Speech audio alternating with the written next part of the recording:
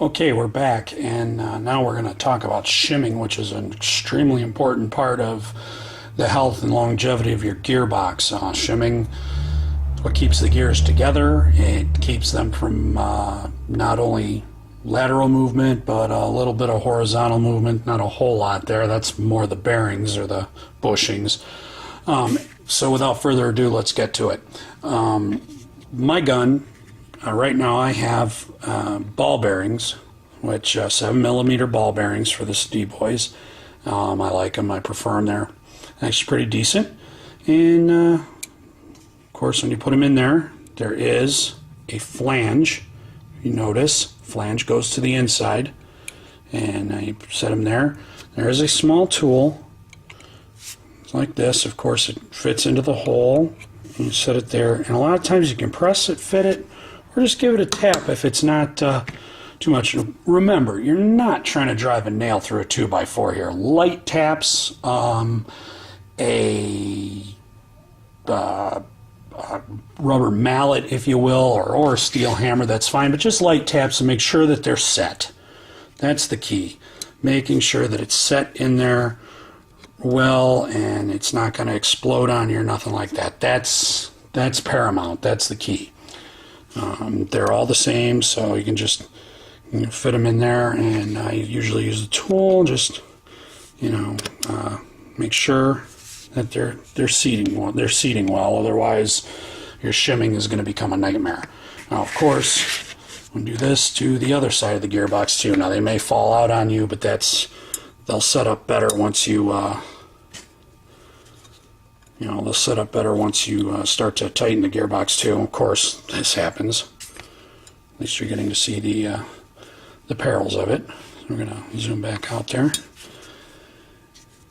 And grab the others and finish it up real well. And now we've got this side's pretty much done, ready to go. Okay, so I'm going to take that right-hand side off. And now we're back with the, of course, orientation as always. Front pointing to the right. Start with the spur gear. Now shimming, before we put the spur gear in, let me discuss this. Let's discuss it anyway. Shimming, this is an art form, sometimes referred to as a black art form. Shimming can be a real pain in the rear end sometimes. You can try as you might, but here's our shim, and small metal, very thin, small pack of them from e-bike for about $4 for hundreds of them. All different sizes and or thicknesses rather, and just put them in there. The key here is I'm sticking with my stud, or with what was there when I took it apart, because there was maintenance done to the gearbox by e-bike. So I'm going to start with my spur gear, and I'm going to apply my little guy right there. He's on there. Not a problem. Now I'm going to use a little bit of gear grease and just take a screwdriver, very tiny little bit. I'm going to apply it right on my bearing, just to put some on there. Not a whole lot. As you saw when we took it apart, there was grease all over the plate here. It's not supposed to touch the gear. Gear's not supposed to touch that. Gear shouldn't wobble and really connect with it and get worn out. It's more or less a case for just over greasing by the company. Now, of course, we look at it, fit it in there real nice. It's in there, it's good, we're happy. Now, of course, again, the spur gear has the sleeve. Drop the sleeve on. And I already have it preset over here with the shim sizes that I wanted. So, go ahead and grab a shim, set my shim on there. And now, I'm just going to go ahead and apply a little bit of grease on the side of the shim there. You could grease both sides. You can grease everything if you want to. That's a preference thing. Now, of course, next I'll go to my bevel gear. Put my shim on there, and again apply a little grease. Not too much, just enough to keep things help. It helps it stick on there too, of course. And as you can tell, there's a little wiping. Now I'll go over to the other side and do the same. little grease on the other side.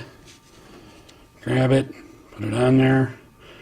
Now, of course, if we were putting the gearbox together without, when we already had our shim set up, we knew what we wanted, we'd be putting the anti-reversal latch in. I just want to make mention of that. I'm not putting it in now for the simple reason I do not want to put the gearbox all together yet.